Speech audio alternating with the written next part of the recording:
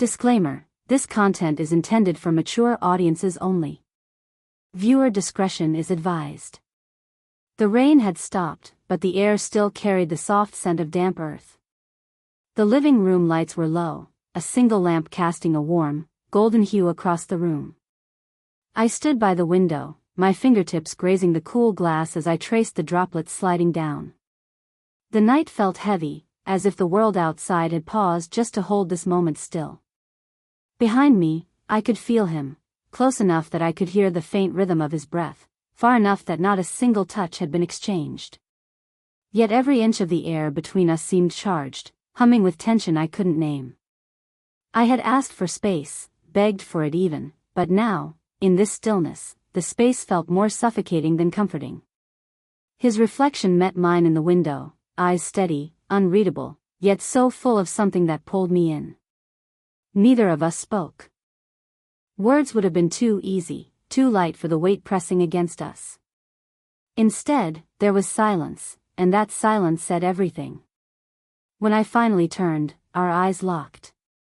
My breath caught, not because of what was said, but because of what wasn't. His hand lifted, hesitant, then slowly brushed against my wrist, a touch so feather-light it could have been imagined. But it wasn't. My pulse jumped, echoing in my ears, loud enough I wondered if he could hear it too. "I just need time," I whispered, though my voice betrayed me, softer, shakier than I intended. His eyes didn't move from mine. He didn't step closer, but he didn't step away either. The tension coiled tighter between us, every second a question neither of us dared to answer. The world seemed to shrink, the air thick, the quiet almost deafening. For a heartbeat, it felt like something inevitable was about to happen. And then, he took a single step back, leaving only the warmth of his presence behind, and the weight of everything left unsaid. The warmth from the window faded as I stepped back, my chest tight, my thoughts spinning. This wasn't how it was supposed to feel, not with him, not here. We weren't strangers, but we weren't supposed to be this close, either. It had all started so quietly, so innocently. For weeks, my husband and I had been living like shadows in the same house. Words exchanged only when necessary, dinners spent in silence, our connection thinning with every passing day. That emptiness had left a hollow ache inside me, one I hadn't wanted to admit. And then, there was him. Always there, listening when I couldn't speak, standing just close enough to remind me I wasn't invisible. What began as small gestures, shared glances, quiet conversations that lasted longer than they should, had turned into something neither of us could ignore. And now, in this dim room, the weight of that unspoken bond pressed down on us both. I felt his presence behind me again, closer this time.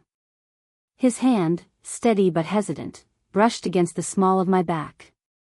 My breath caught, not because of the touch itself, but because of what it meant. It was grounding and dizzying all at once, pulling me into a space where my thoughts were no longer mine.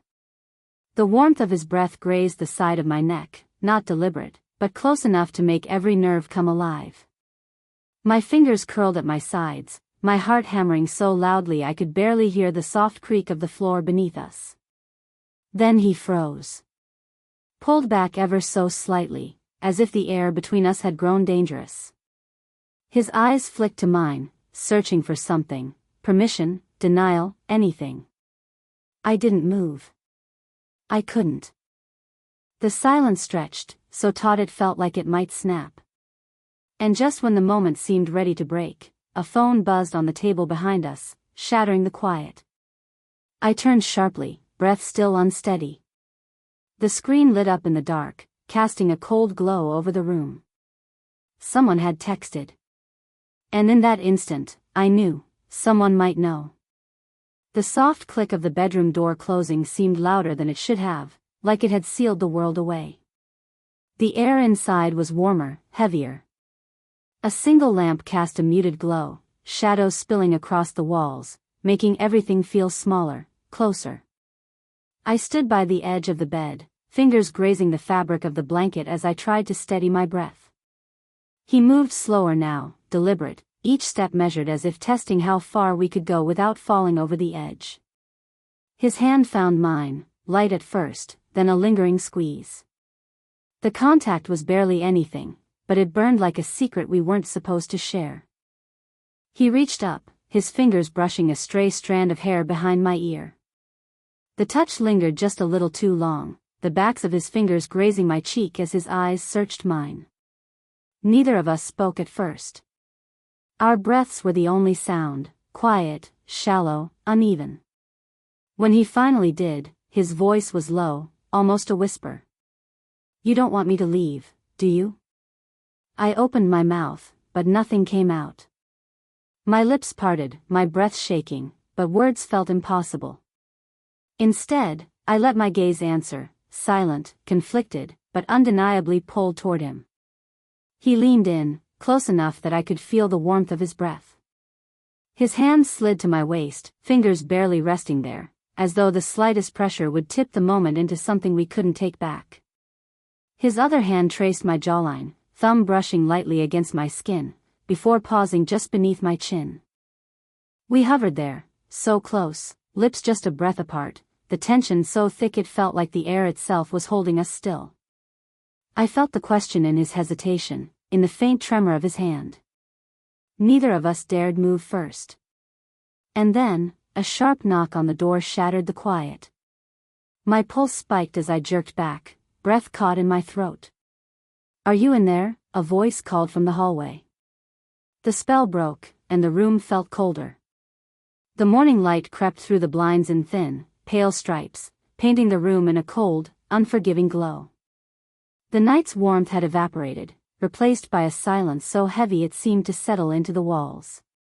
The air still carried the faint scent of rain, and the bedsheets, twisted, creased, told their own story, one neither of us wanted to name.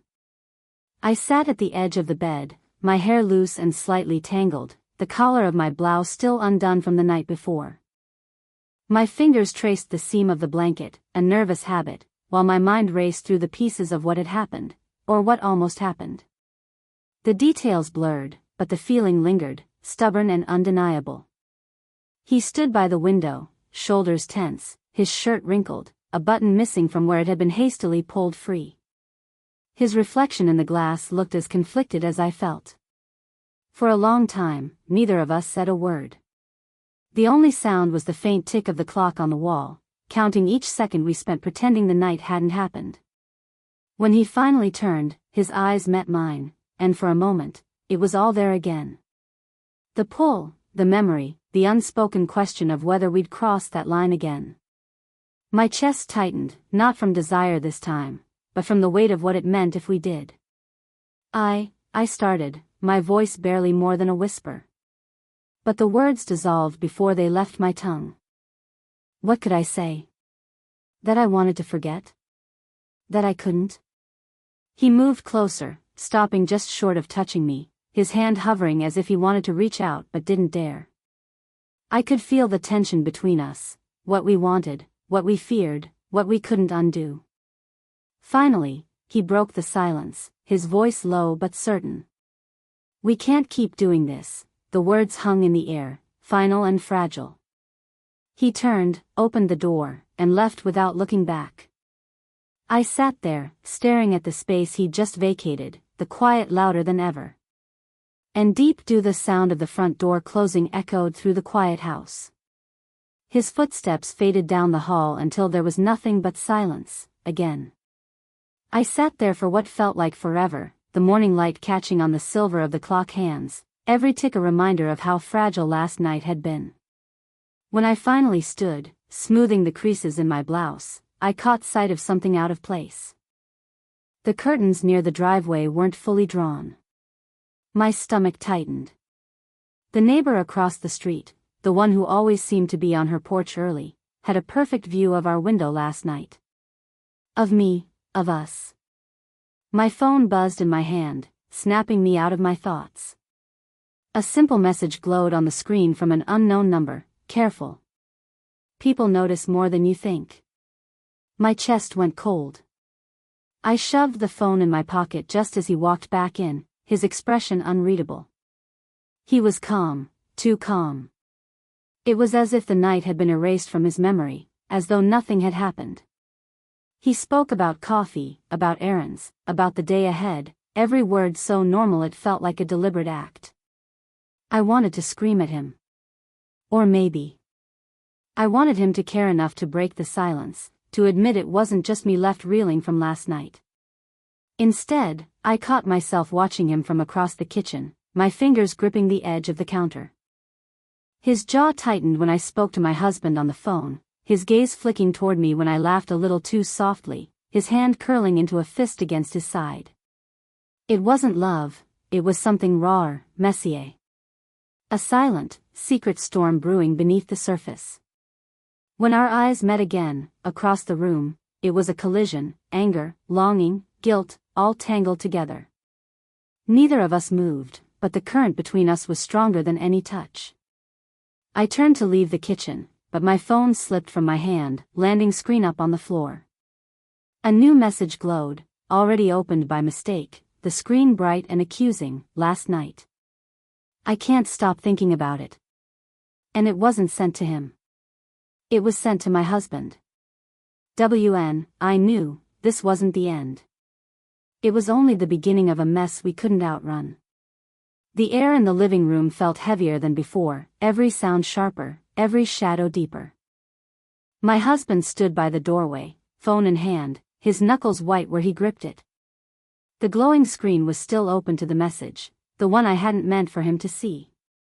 I couldn't breathe. My chest felt tight, my thoughts a tangled mess. He didn't shout. He didn't even speak at first.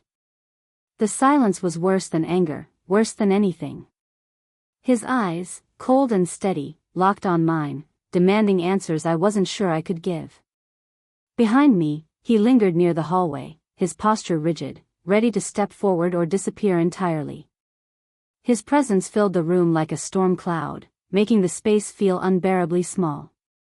Finally, my husband's voice broke the silence. It was low, strained, more pain than rage. Tell me, it isn't what it looks like. But it was. And we all knew it. The words caught in my throat. My hands trembled at my sides, but no explanation would come. The weight of last night, of every stolen glance and every lingering touch, came crashing down all at once. The air felt electric, thick with the truth none of us could escape. Say something. His voice cracked, a mix of anger and desperation. Before I could answer, he stepped forward, his jaw set, his own voice steady despite the tension choking the room. It was never supposed to happen. The words cut through the silence like a blade. My husband's eyes snapped to him, his expression shifting, shock, betrayal, and something darker flickering all at once. For a moment, no one moved. My breath came fast, my heart pounding so hard I could hear it echoing in my ears. The room was frozen in that terrible stillness, until my husband dropped the phone onto the couch with a dull thud.